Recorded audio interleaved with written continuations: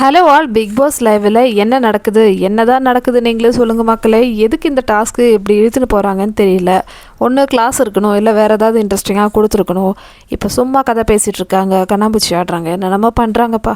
தடிமாடி மாதிரி இத்தனை பேர் இருக்காங்கல்ல, அவங்களுக்குலாம் எதுக்கு இந்த வார்டன் தனியாக சமைக்கணும்? இதுக்கு பேசாமல் டாஸ்க்கு ஸ்டாப் பண்ணால் கிச்சன் டீமாவது அவங்களுடைய சமையல் ஸ்டார்ட் பண்ணிடுவாங்க.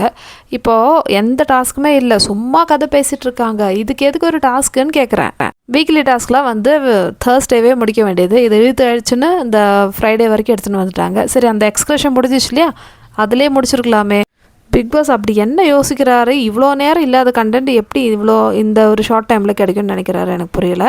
ஸோ அது நீங்களே சொல்லுங்கள் மக்களே. இந்த டாஸ்க் உங்களுக்கு இன்ட்ரெஸ்டிங்காக இருக்கா பார்க்குறதுக்கு? ஏன்னா ஸ்கூல் டாஸ்க்னால் பசங்க செம்ம ஃபன்னியாக இருப்பாங்க, காமெடி பண்ணுவாங்க.